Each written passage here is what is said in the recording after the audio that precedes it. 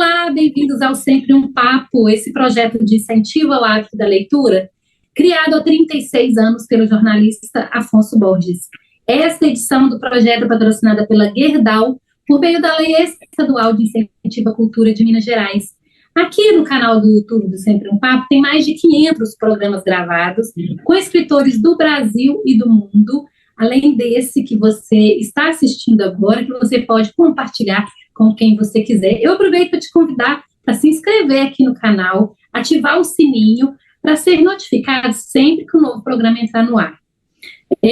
Conosco está a intérprete de Libras, que vai nos acompanhar até o final do programa, e hoje a gente recebe, com muita alegria, o escritor e ilustrador Rubem Filho. Bem-vindo ao Sempre um Papo. Foi uma alegria ter você aqui com a gente, Rubem.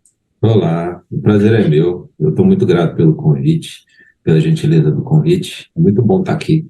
Boa tarde para todo mundo. Um grande abraço. Ô, Rubem, antes da gente iniciar a nossa conversa, eu quero te convidar, e a quem está nos vendo aqui pelo canal do Sempre um Papo, para assistir a um vídeo institucional da Gerdau, que é a nossa patrocinadora, e a gente volta em um minuto. Brasileira de nascimento, mineira de coração. É assim que nós da Gerdau nos sentimos. Aqui em Minas, desde que chegamos, temos investido e incentivado de forma contínua a cultura mineira. Somos mantenedores do Museu MM Gerdau, localizado na Praça da Liberdade, ajudando na conservação de uma das edificações históricas mais importantes do nosso estado. Mais de 1 milhão de pessoas já passaram pelo museu, levando educação e conhecimento para qualquer lugar.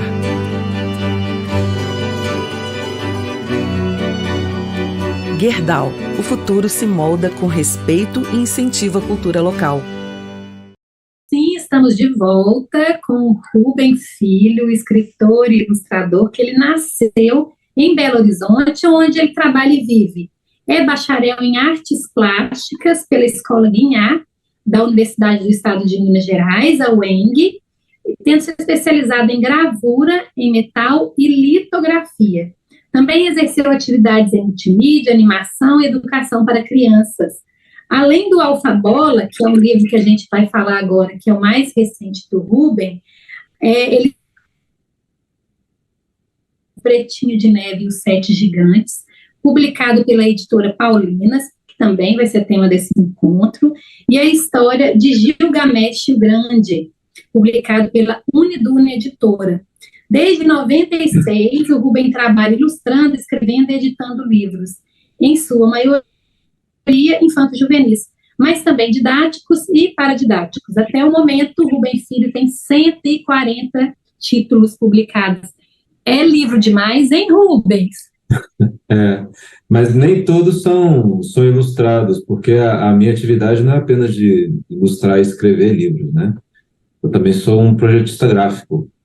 Então, não faço só livros infanto-juvenis, eu faço livros, às vezes, que não tem nenhuma imagem, são livros, né, para o público adulto, assim, porque antes de ilustrar eu era diagramador.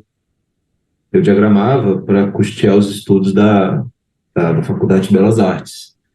E eu comecei a diagramar quando ainda não existiam computadores, então a gente tinha que fazer tudo calculando, com régua, marcando composição. Depois a composição chegava, a gente tinha que colar tudo. Era um processo bem artesanal, né? Não tínhamos pixels na época para nos ajudar. E eu comecei a fazer isso muito cedo. Então eu aprendi a diagramar profissionalmente enquanto eu estudava desenho.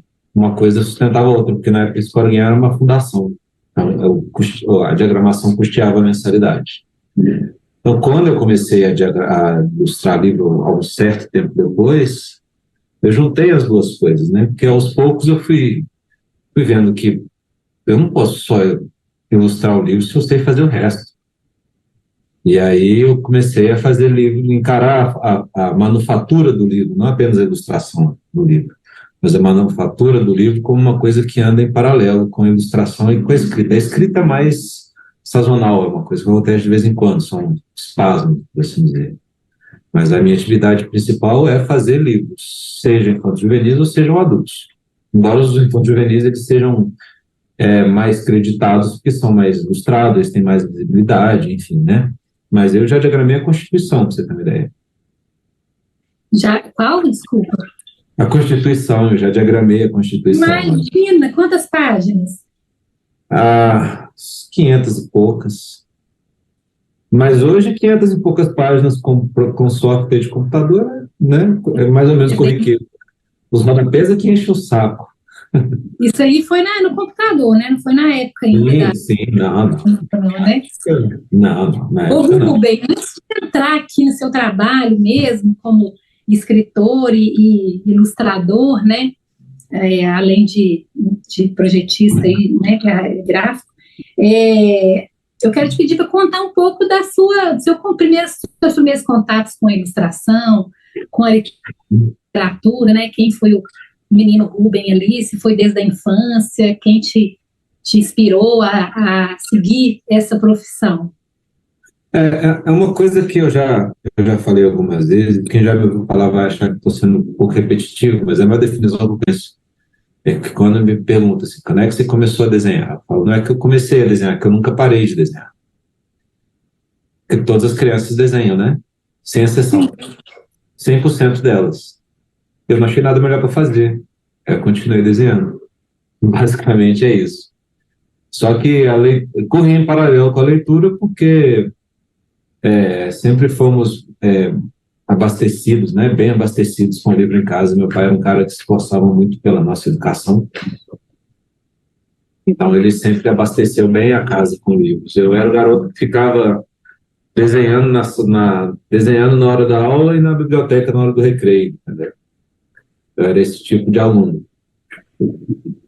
Então, eu gastava tempo entre linhas e letras e era um curioso também, mas desenhar sempre foi minha atuação principal, né? Desenhar primeiro. A gente vai... E aí, da infância, sempre... Sim. Da infância e da adolescência, assim, às vezes a gente guarda alguns...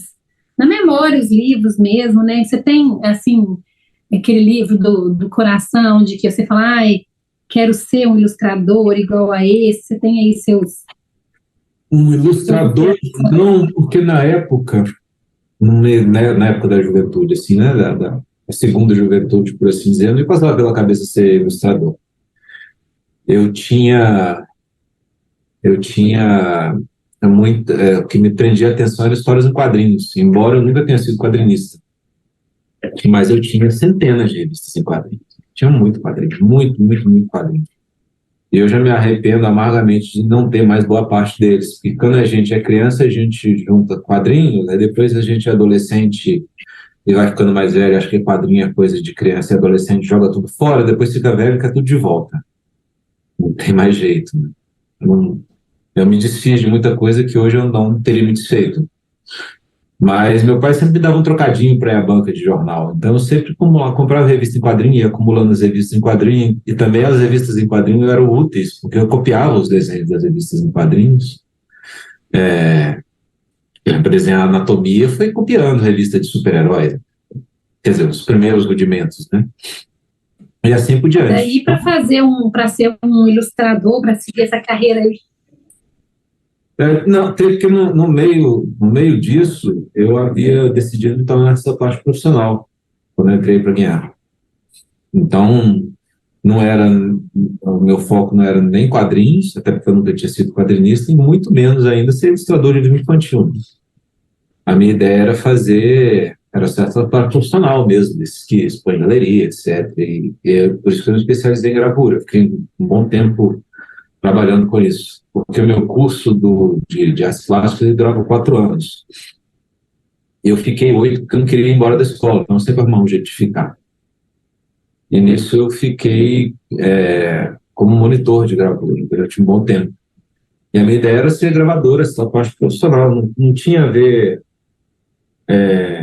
não tinha como propósito, né, ser ilustrador de livros infantis. Mas, em paralelo, também eu sempre trabalhei aqui e ali, ajudando a educar, né? São muitas coisas que sempre correram em paralelo, assim, é como o desenho é o objetivo final, assim, mas antes de chegar nele tem um delta, sabe? Tem um monte de coisa correm em paralelo com ele. Tanto não é a imagem adequada, mas enfim. E as coisas vão sempre se entrecruzando, às vezes. Mas o desenho é o tronco. Assim.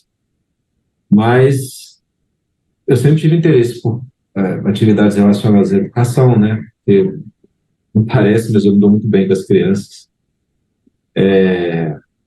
E com a leitura, né? Com fomento à leitura, com animação, com quadrinho, embora eu não faça, eu consumo bastante. Enfim, com um monte de atividades que vão permeando tudo, né? Porque eu sou um sujeito muito curioso nas minhas áreas de interesse. Mas eu só Você fui falou, cair na educação, pois não? pode terminar, depois eu falo. E aí eu só fui cair na ilustração infantil quando eu tinha 25 anos, através da Ana Raquel, que você até entrevistou recentemente. Ela lançou Sim, Ana Raquel. é, ela viu os meus desenhos e ficou me insistindo. Falou, cara, você já pensou em fazer livro infantil? Você é bom nesse negócio? Você pode ser bom nesse negócio? Eu não tinha pensado nisso ainda. Ela insistiu, e ainda bem que ela insistiu, inclusive. Porque pelas mãos dela eu fiz o meu primeiro livro. Eu sou mais uma dos pupilos dela, né? Tem vários, né? Ela colocou muita gente boa na educação de livros infantis e ela é muito generosa. Então eu devo essa entrada no mercado do livro infantis à influência dela, principalmente. E aí uma coisa foi puxando a outra, né? Eu publiquei o primeiro livro em 96 ou 95. E aí? 96, se não me engano. Era um livro... Qual livro que foi? Com qual autor? Ele chama Um Ogro, Duas Bruxas e Duas Fadas. E a autora se chama Zuleika de Almeida Prado. Não, ainda bem que eu lembrei. Ah, que maravilha. Memória é boa, porque dentro desse tanto de livro, né, ter recordação ali, mas o que Mas nesse caso, né? Mas nesse caso eu gravei na memória por ter sido o primeiro, né? Sim. Porque eles vão se intercalando, né? Eu faço infantil, depois eu faço um adulto, depois eu faço uma capa, depois eu diagramo um livro que não tem nada, que é um texto de outra coisa, sei lá, um livro sobre plantação de café, eu vou lá e diagramo o livro, por aí vai. O meu negócio é fazer livros, mas eles estão sempre em órbita da ilustração do livro infantil, né? Uma coisa foi puxando a outra. E aí eu descobri que quanto mais a gente faz, melhor a gente faz, né? Verdade. Ô, Rubem, eu ia te perguntar, no início você falou a respeito que você é anterior à internet, né, de fazer tudo ali manual. Você consegue fazer, assim, uma comparação daquele período para hoje, para esse trabalho que você desenvolve? Eu diria que a principal delas é a nossa relação com o tempo. Isso mudou muito. Eu lembro que quando eu era diagramador, e tem uma época também que eu trabalhei na Caixa Econômica, e a gente fazia jornais informativos, que tinha que diagramar aquilo e tal. Eu lembro que nessa época fazer um jornal de uma semana para fazer um jornal de 12 páginas era um absurdo. Tipo, uma semana, imagina. Hoje não, hoje isso foi reduzido a horas, né? Então a gente tinha uma relação diferente com o tempo. O que era... Eu nunca vi nada de negativo nisso, entende? Porque agora a gente tem mais tempo para preencher com mais coisas. Sim. E acaba um pouco, às vezes, perdendo o controle da nossa própria gestão do tempo, né? Por exemplo, com os computadores, eles nos trouxeram facilitação na vida, e muita facilitação, não tem nem como, né? Eu não vou voltar a diagramar livro no prancheta, evidentemente, nem vou finalizar um livro sem um software, ou seja, de pintura digital, ou seja, de editoração, isso é impossível. Mas, por outro lado, e também o fato de a gente estar permanentemente plugado, conectado na internet, as coisas elas ficaram um pouco misturadas, no ponto que elas não nos atrapalham, por exemplo, entendeu? Por exemplo, se você quiser...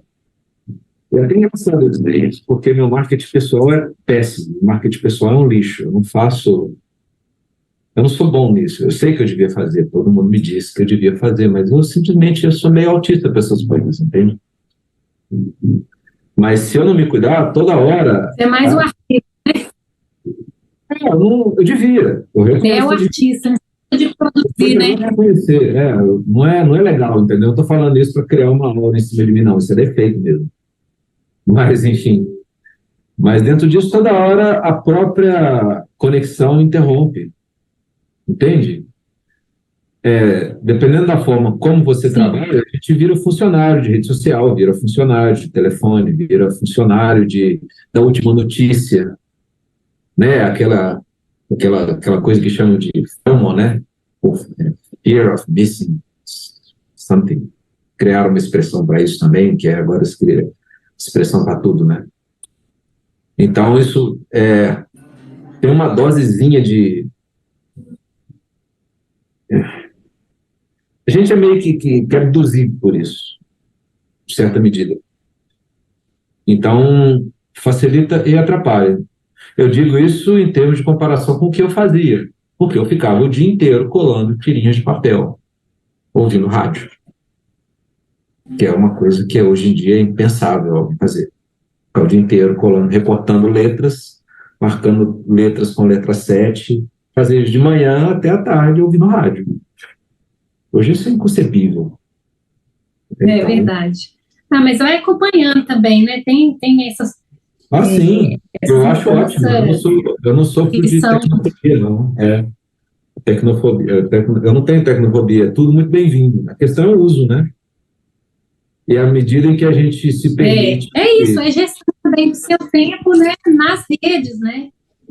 É isso, tem que ser um gestor também desse tempo nas redes para você ter o seu trabalho principal aí, que é exatamente. Produção de... Aí, com isso em mente, eu acabei ficando meio misantropo na internet, entendeu? Isso vai mudar, prometo. Prometa para si mesmo, né? Se você estiver sentindo falta. Eu tô cobrado por isso. Porque a sua literatura, o seu trabalho tem chegado, né? E chega por meio aí, né? Dos autores e das editoras que você publica, né? Eu quero entrar aqui já na sua literatura, pedir para você falar um pouco desse Rubem, que também é escritor, né? Que veio depois das ilustrações. Como que surgiu esse Rubem escritor, essa inspiração para você? Surgiu escrever também os seus livros. Porque eu sempre gostei de registrar meus pensamentos em escrita. Eles não me transformam no escritor, né? Mas eu sempre fui alguém que eu não sou escritor de ofício. Aliás, a todos os escritores que me veem agora, eu digo que eu sou apenas um garoto que vai lá de vez em quando, sabe? Entra no campo, dá um chutinho na bola e tal. Eu não sou escritor de ofício. Tanto é que pro primeiro livro que eu escrevi, que foi com a Pretinha, que começou isso tudo, eu mandei o texto para um monte de amigos escritores, né? Para perguntar o que eles achavam e tal, porque eu comecei fui brincando de escrever e fui adicionando um parágrafo a outro, e à medida que eu ia escrevendo, eu pensava, olha, isso está bacana, até porque eu já ilustrei o texto de tantas pessoas, por que não experimentar fazer o meu próprio? E fui fazendo, mas foi nesse livro, foi meio penoso o processo, então a insegurança é natural, né? Estava super inseguro, escrever para criança é muito difícil, porque escrever para criança é difícil porque subestimar a criança é muito fácil. É uma coisa que eu procuro evitar a qualquer custo, né? Que é de subestimá-la. Então, eu tive algumas dificuldades, assim, nisso. Eu acabei mostrando para amigos escritores, né? Mostrei para Branca Maria de Paula, mostrei para Cristina Agostinho, mostrei para Maza, mostrei para os meus amigos, assim. São grandes autores também, né? Como é que sabe escrever? São escritores de ofício. Sim. E o que vocês acham? O seu livro de estreia como escritor também, então é o Pretinha de Neve e os Sete Gigantes, que é esse aqui. Esse aí que começou essa história de escrever. Ele é de 2009. E está sendo bem editado. Você traz aqui... As crianças gostam dele. Ele está em qual edição? 8ª, né, que você disse? 8ª, Imagina, e é um livro muito sério a temática que você traz aqui também, né? E escreve com propriedade. Traz um clássico, que é a Branca de Neve, né? Mas traz como protagonista uma menina negra, né? Eu quero te pedir para falar da responsabilidade até de trazer esse tema, né, para a literatura infantil. Pois é, é engraçado porque isso começou da forma mais inocente possível. Tipo, foi a criança que eu mantenho vivo aqui, não parece, mas ela está lá. Fez uma brincadeira de jogo de palavras, entendeu? Branca de Neve, 7 gigantes. Branca de Neve, 7 anões. Pretinha de Neve, 7 gigantes. Sabe como? Essas brincadeiras. Eu vivo fazendo essas coisas na minha cabeça. Jogando ping-pong comigo mesmo, assim, na cabeça. Não é pra nada, mas às vezes acontece alguma coisa a partir disso. E começou com essas brincadeirinhas. Eu não tinha grandes... eu não vou dizer pretensões, mas eu não tinha nenhum objetivo com isso, entendeu? Era só escrever uma historinha que divertisse as crianças. E aí eu peguei todos, para quem não é escritor de ofício, né, eu comecei pegando todos os clichês do mundo. Então eu vou pegar esses clichês todos, virar de cabeça para baixo e ver o que dá. E aí, depois da história publicada, que ela tomou uma conotação que eu não estava no meu projeto original, até porque não era um projeto original. Começou assim. Começou com um esboço que virou um desenho. E aí eu tive o retorno desses amigos todos me fizeram os apontamentos. E aí foi quando eu comecei a levar a coisa mais a sério. Falei, bom, esse texto realmente pode ser publicável, já que estão meio, né, estão recebendo tanto incentivo de gente que é boa de serviço, que sabe o que faz, vamos lá. E aí fui fazendo a carpintaria, ele foi tomando forma, eu reescrevi, eu sangrei para escrever.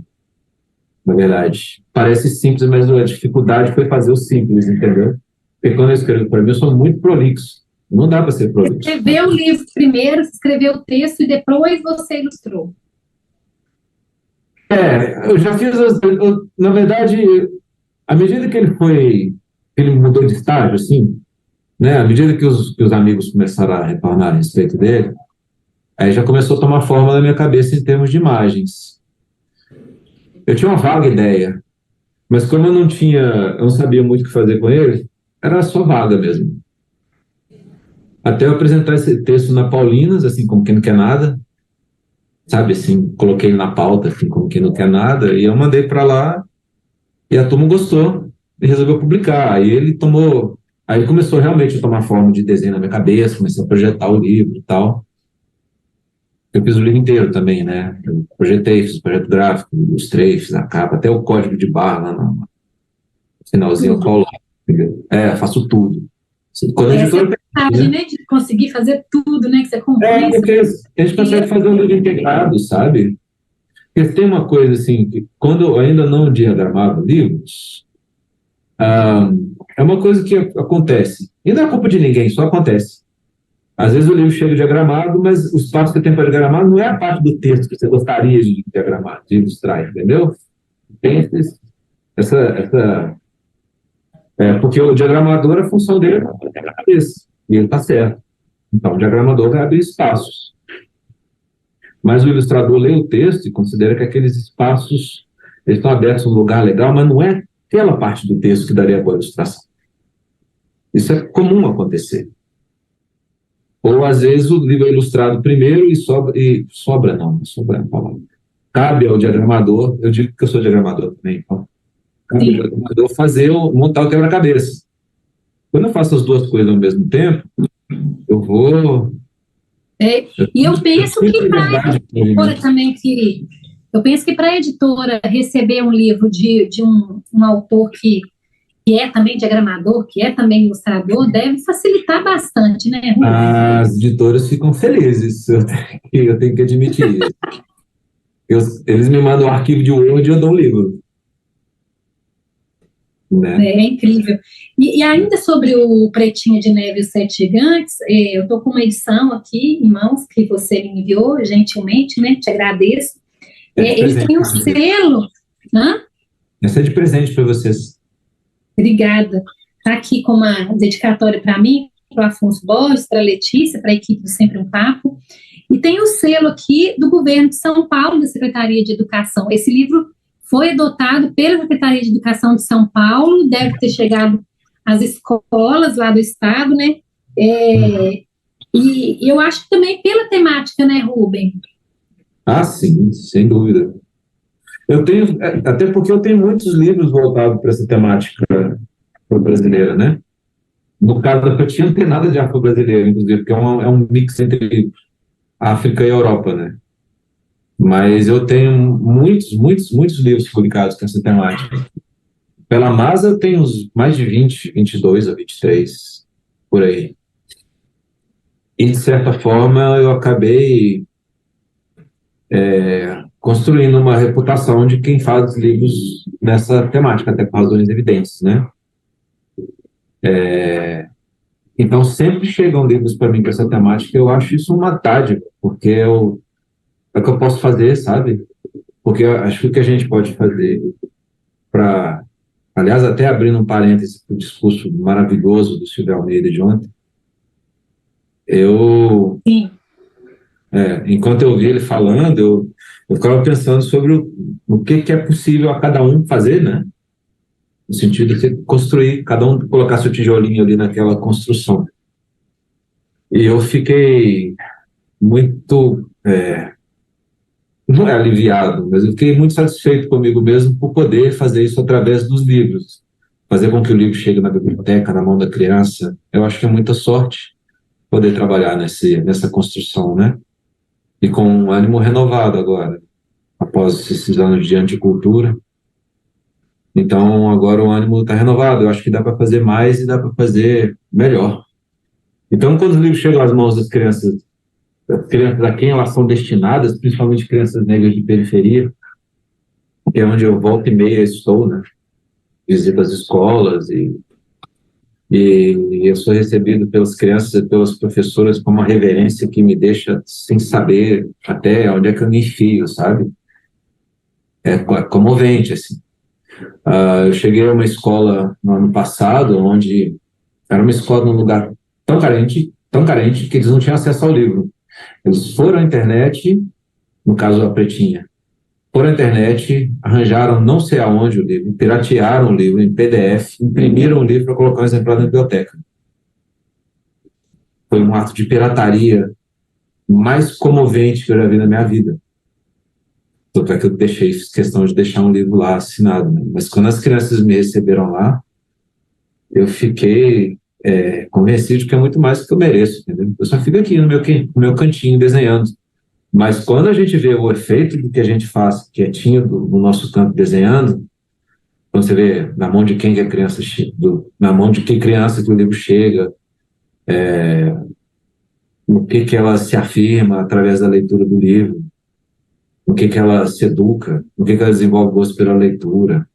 A Pretinha virou 2 peças de teatro, uma delas no interior do Piauí. Me mandaram um vídeo, outra em São Paulo. E eu fui na estreia, uma menina me abraçou chorando. Eu, tipo, como assim, entendeu? Eu acho que é porque, de certa forma, você se sente reverenciado e as meninas negras, as crianças negras também se sentem reverenciadas. Então é isso. Exatamente por isso. Dá protagonismo a ela, que fala para ela que ela também pode ser um protagonista de um livro, né? Sim. Então, isso é recebido com gratidão, sabe? Isso me comove, porque, na verdade, o grato sou eu de poder fazer isso, né? Então, viram um infinito de gratidão, assim, tanto de quem faz como de quem recebe. É muito bonito. Eu estou bem satisfeito com a minha escolha de vida. É um livro lindo, eu recomendo. E fica a dica para a Secretaria de Educação de Minas Gerais também adotar o livro Pretinha de Neve e os 7 Gigantes, porque é um livro lindo e bem importante, e que isso dá protagonismo às crianças. As crianças não, né? As famílias negras, né? Sim, sem dúvida. Acabei de publicar né? Tá uma mãe, né? Rainha negra. Então Eu publiquei um outro agora que chama Cabelinda, pela Paulinas também, que é sobre cabelo crespo e penteado. E esse eu também adorei fazer porque eu ambientei ele numa comunidade, né? Que é raro você ver comunidade representada em livro infantil. assim, não é comum, pelo menos. Eu vi muito pouca coisa, bastante pouca coisa. E as crianças na comunidade leem, tratam os seus cabelos, brincam, são felizes. Né? Não é aquele clichê de que toda criança tem que estar necessariamente num lugar padrão. Essa história não tem nada, ela não se passa em lugar nenhum. Eu poderia escolher onde ela acontece. Só que ela acontece na comunidade. Inclusive trazendo coisas das minhas próprias referências também, né? Familiares e tudo mais. Me trato com cabelo. E ficou um livro bem bacana. Ele foi adotado agora pela Prefeitura de São Paulo também. Eu devia ter mandado exemplar, eu não mandei. Comi mosca. Mas é importante saber, a gente pode buscar, né, no seu perfil aí, na sua bibliografia. Tem muitos livros com essa temática.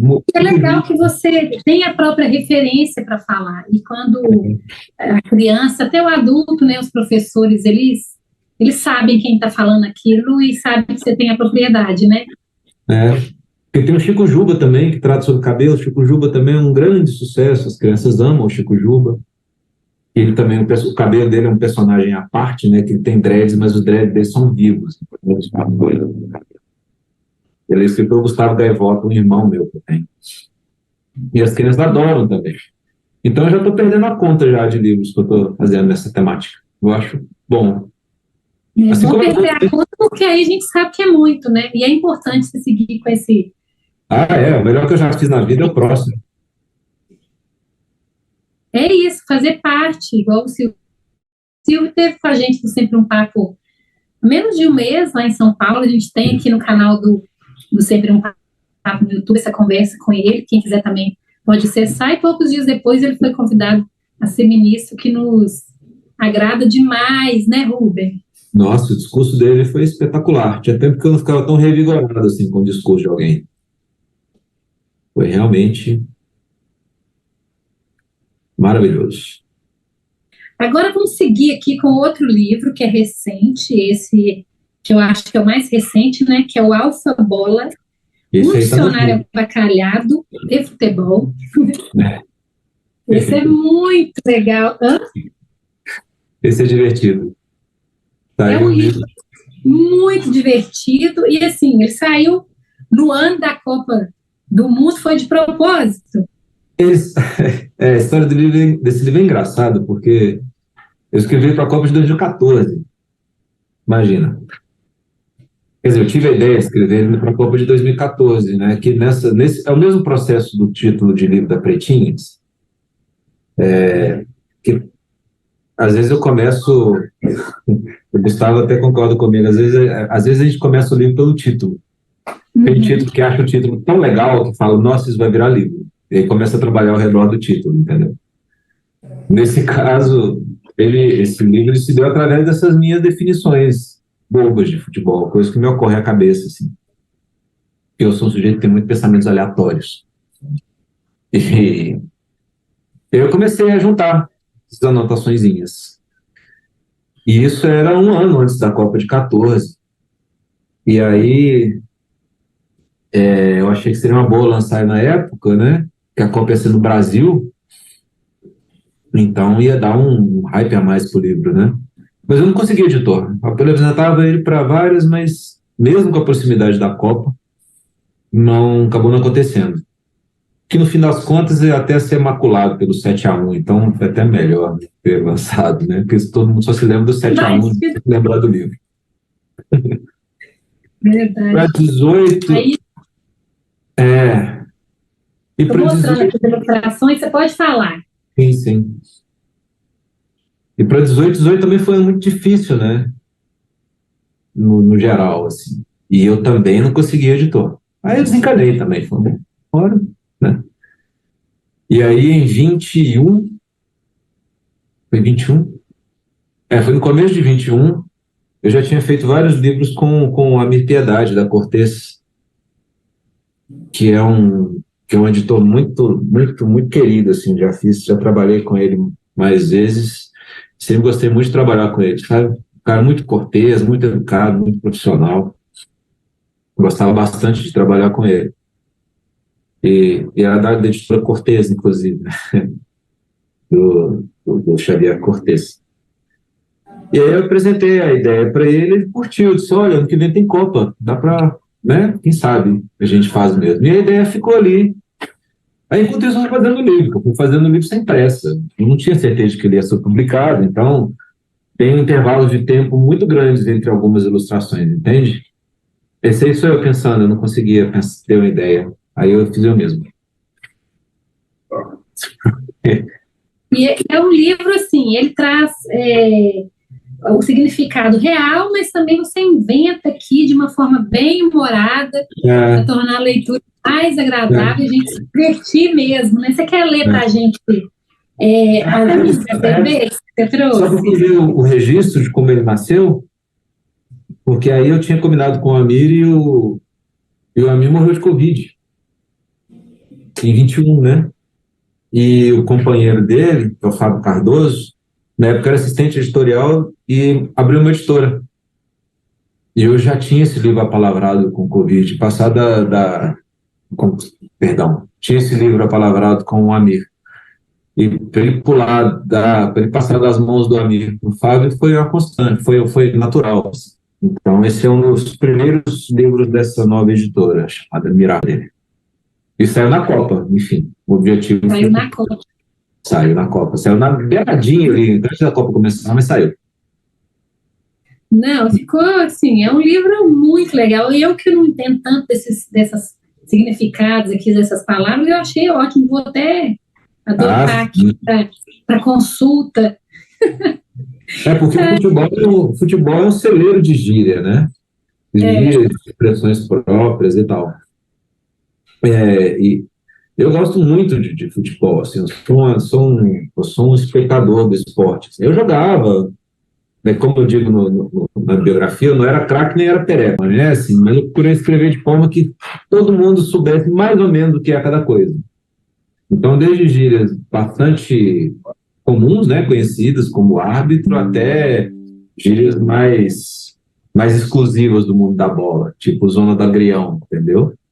Essa zona do agrião eu nunca tinha ouvido falar. Zona do agrião é uma pequena área. Então tem a gíria do boleiro. E melhorou muito, porque antigamente, outra coisa que eu gosto também, que é de acompanhar futebol antigo. Futebol de antigamente. Narração de futebol de antigamente, eu acho uma delícia.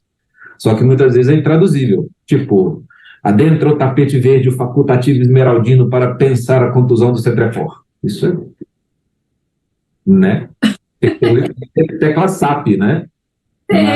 Mas as transmissões dos anos 50 eram assim, aquela coisa meio pomposa, né? Meio solene, rebuscada e tal, né? E hoje é cafona, obviamente, mas é muito divertido no espírito da época. Eu me divirto muito com nome de jogador, né? Porque hoje jogador tem nome de ministro de Estado, né? Elano Cardoso, né? Silvio Márcio, Rogério Tales, reparou? É tudo assim, né? Antes não, até separei. Nome duplo. Até separei, porque é divertido, a escalação do Vila. Vou colocar meus óculos aqui, porque acho que vale a pena intervalo. De um jogo contra o Siderúrgica em 1951. Olha que delícia essa escalação do Vila. Arizona, Madeira e Anísio. Vicente, Lito e Expedicionário. Osório, Tobias, Chumbinho, Foguete e Fradeco. É uma delícia. E o técnico era o Prão. Tudo apelido. Eu fico colecionando essas coisas na minha cabeça, entendeu? Porque são coisas que me divertem. E além de gostar muito do esporte, né? Eu acho futebol esporte maravilhoso. Assim. Eu sou aqueles caras que para ver, sei lá, 15 de Jaú e misto, entendeu? Só porque tá tendo um jogo, assim. Quer dizer, agora eu tô fazendo isso menos, né? Eu achei legal. O livro, de certa forma, conta um pouco também da história do futebol, né? Você traz aqui em Inglaterra, que você traz os principais jogadores do Brasil. Fiz uma homenagem. Homenageei o Pelé, que inclusive, né? Acabou de ir embora. Ele ganhou um verbete. Ele ganhou uma página, né? Sim. No dicionário. Essa aqui, não sei se está dando muito reflexo, mas... Tá aqui, tá. Pelé, um sujeito tão bom de bola que se usa o nome dele para definir quem é o melhor em qualquer outro esporte. Exemplo, fulano é o Pelé do vôlei, cicrano é o Pelé do basquete. E é pura verdade, né? Porque é uma coisa que eu já cansei de ouvir por aí, entendeu? Todo mundo já conhece, já ouviu isso alguma vez. A gente também, né? Fica aqui nossa homenagem ao Pelé com essa lembrança também aqui. E o livro saiu, assim, eu até ficaria honrado em mandar um exemplar para ele, mas eu não saberia nem como chegar no Pelé, né? Pelé sadio já é muito inacessível, imagina doente. Mas está feito o registro da homenagem. Está feita a homenagem, né, a ele. E eu fui pegando coisas que são... realmente era um imperador dentro do campo, não tem como. Era o cara para jogar bola. Você quer citar mais alguma coisa aí do livro? Tem mais alguns verbetes que são temas que todo mundo conhece, mas eu só coloquei definições que são tão óbvias que são engraçadas. Como, por exemplo, escanteio. Ato de chutar a bola do cantinho do campo para o meio de um monte de gente. É mais ou menos isso. Embaixadinhas. Conjunto de pequenos chutes que transformam a pessoa em um saci. Falta. Ato de tentar tomar a bola dos adversários delicadamente. Quando a delicadeza é muita, os adversários se jogam no chão agradecidos. Gandula. Torcedor privilegiado que, enquanto joga bolas de volta que caíram do campo, assiste ao jogo de pertinho. São coisas ligeiras para a criança rir, mas os adultos também riem. Assim, tanto que aquela... não é ingênuo, mas é bobinho. Mas, ao mesmo tempo, tem uma picardia, sabe? Não, é muito legal. É avacalhado mesmo. É avacalhado, Porque, às vezes, quando não tinha muito o que fazer, era tão avacalhado que na letra K eu não sabia que ideia que eu ia ter para escrever, porque nas letras K eu desenhei a mim mesmo, pensando. Então, eu fiz um jogo, né? Vou fazendo esses jogos. Por exemplo, na letra T eu não tinha muitos verbetes. Aí eu pensei, bom, tem 2 verbetes aqui, que eu vou colocar com certeza. Torcedor e técnico. Aí, beleza. Definição de torcedor é: indivíduo que fica sentado ou em pé ao redor do campo de futebol durante o jogo, suando, gesticulando e gritando muito. A definição de técnico é: indivíduo que fica sentado ou em pé ao lado do campo de futebol durante o jogo, suando, gesticulando e gritando muito. É a mesma definição, entendeu? Então, eu coloquei a definição para a mesma coisa, porque é a mesma coisa, é só repetir. E outras coisas que não fazem parte do futebol, mas fazem parte do futebol. Como, por exemplo, sovaco.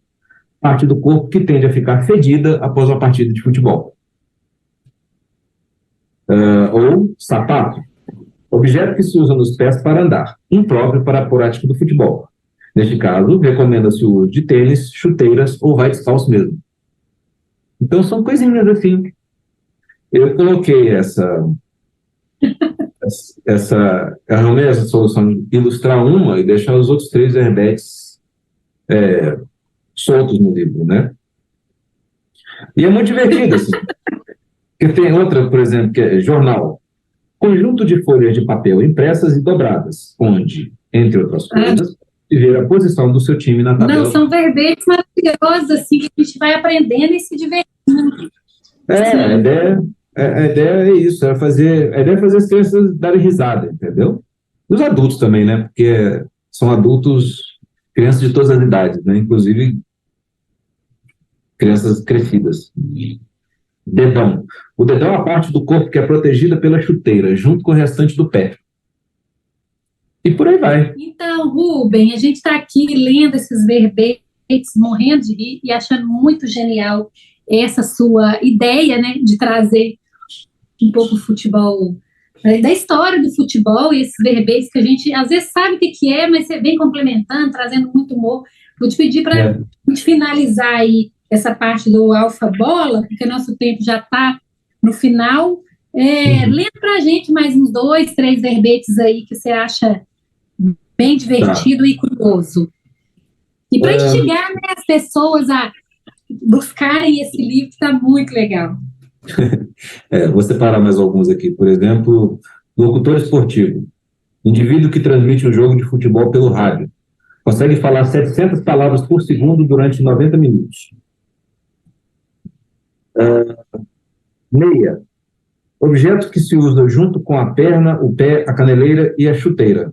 Se não lavado, emite um odor conhecido popularmente como chulé. Também se usa a palavra para definir o jogador que joga do meio do campo para frente.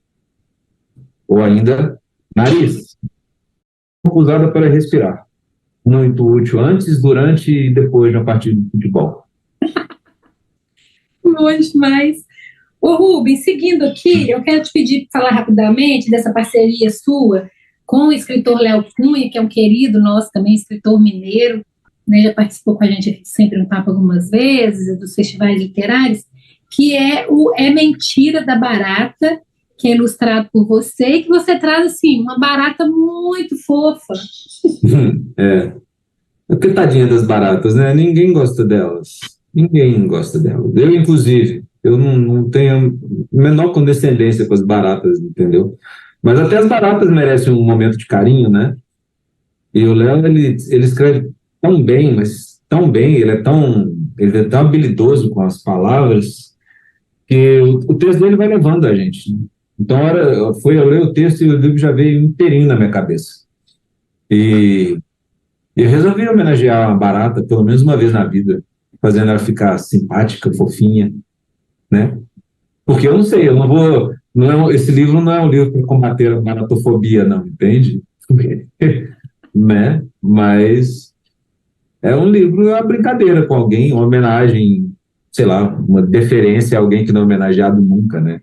Então, pelo menos as crianças crescem com menos medo de barata, né? Pode achar que ela realmente é fofinha.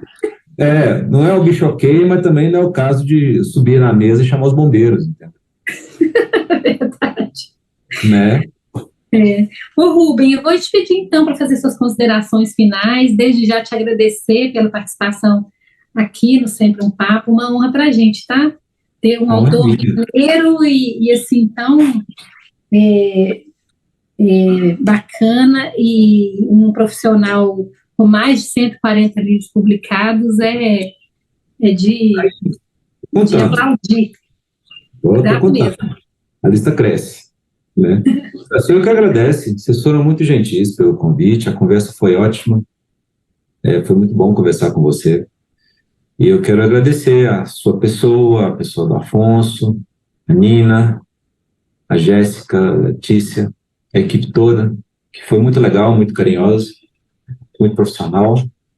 E eu estou muito grato pela oportunidade. Espero que a conversa tenha sido agradável. Muito obrigado. Foi muito bom conhecer mais a sua trajetória. Que bom. Muito obrigada, Rubem. Obrigada a você também, que nos assistiu.